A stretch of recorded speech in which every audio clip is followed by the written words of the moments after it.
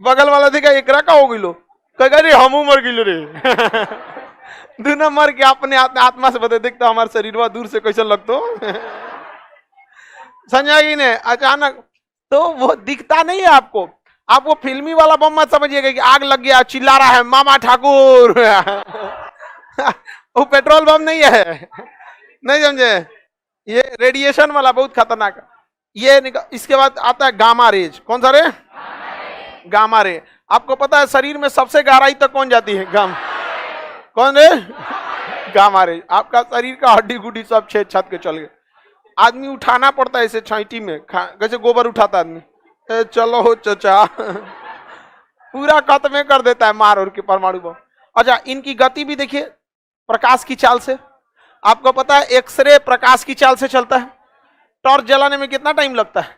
फटाक से जलाएं, पहुंच गया 1 सेकंड में 3 लाख किलोमीटर। और गामा रेज की भी गति प्रकाश के बराबर। यही दो मेन तबाही मचाते हैं। इसके बाद क्या होता है ना, शॉक वेव उत्पन्न होता है। वेव चैप्टर में भी पढ़ा दिए हैं शॉक वेव। कौन सा वेव? शॉक वेव, प्रघाती तरंग।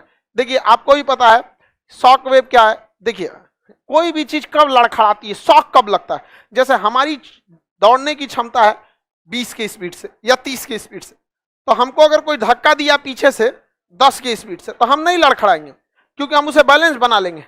अगर कोई 30 से ढकेला तो भी हम नहीं लड़का। हमारी क्षमता से ज्यादा ढकेल दिया ना तो हम लड़खड़ा जाएंगे ऐसे, क्योंकि उससे तेज हम नहीं जा सकते थे।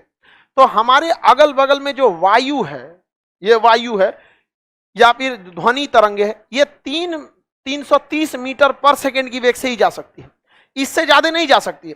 और अगर कोई चीज ब्लास्ट करता है बहुत ज्यादा मात्रा में, तो अचानक वो यहाँ की हवा वगैरह को क्या करता है? ढकेलता है। अचानक क्या करता है? ढकेलता है। और उस ससुरा इतना तेज ढकेलता है कि उस सबको उतना तेज चलने के लिए बने ही नहीं थे। तो क्या होता है? एकदम शॉक उत्पन्न हो जाता है।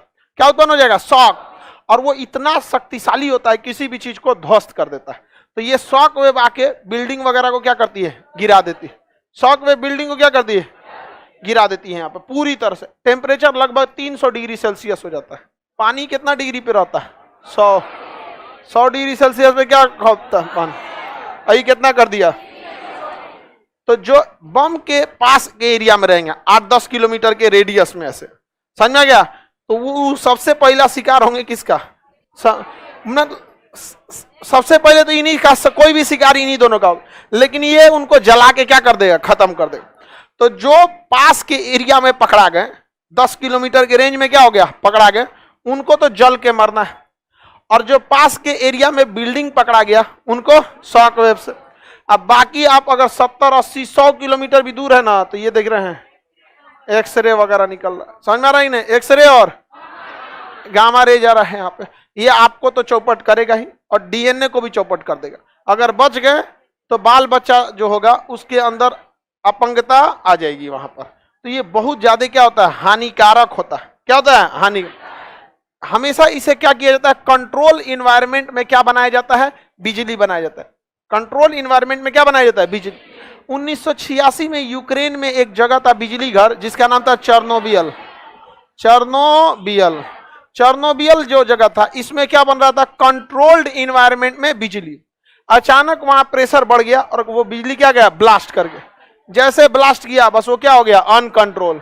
और जैसा अनकंट्रोल हुआ क्या बन गया? परमाणु बम।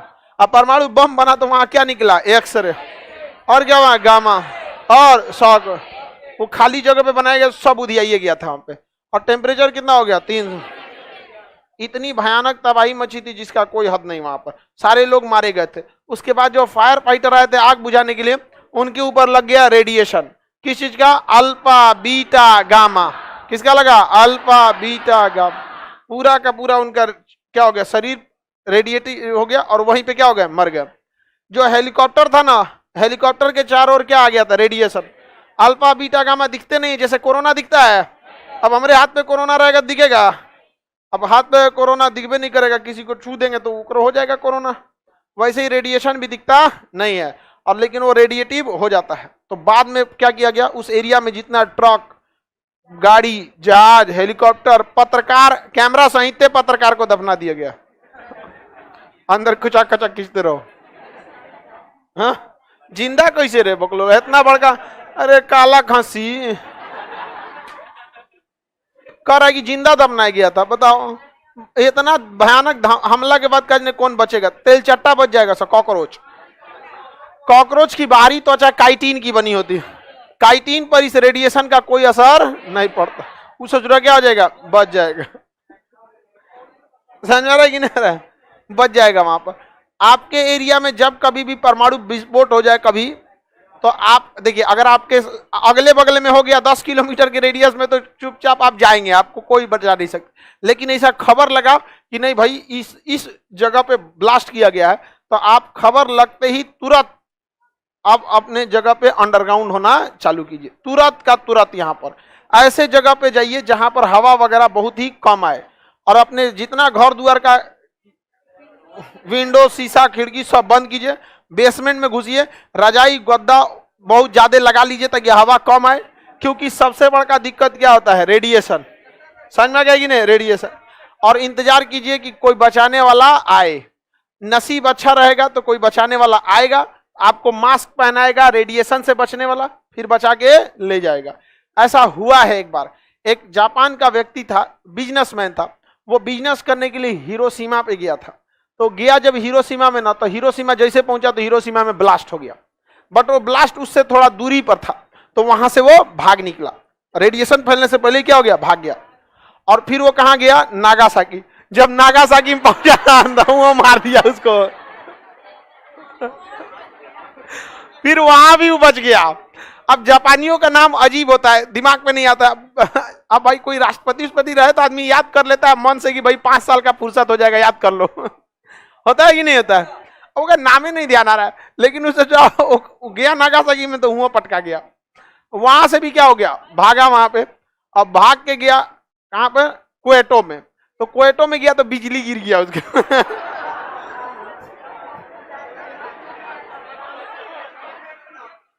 और फिर उसमें भी ससुरा बच गया वो। फिर वो मरा था अपनी मौत से। इसको कहा जाता है नसीब। समझ में आ गया कि नहीं आएगा? कभी कभी यमराज भी छुट्टी पे रहते हैं। बताइए, ऐसा ऐसा तो नसीब होता है। अब बताइए, हमारे यहाँ के साइरस मिस्त्री साहब, टाटा के जो टाटा सन्स के सीईओ थे, वो रोड एक्सीडेंट में उनकी क्या हो गई? डेथ। हालांकि जो उन्होंने गलती किया वो अमूमन 99% लोग गलती करते हैं। सीट बेल्ट बट आगे के लोग पहनते हैं, और इवन जो पुलिस भी चालान काटती है ना, तो सीट बेल्ट बस आगे वालों का काटती है, पीछे वालों का नहीं। सीट बेल्ट होता क्या है? सीट बेल्ट बहुत जरूरी होता है। वो आपकी गति को ना अचानक रोक लेता है, वरना गाड़ी आ रही है 100 की स्पीड में, टकराएगी तो अचानक 0 हो जाएगा, आप चल जाएंगे आगे।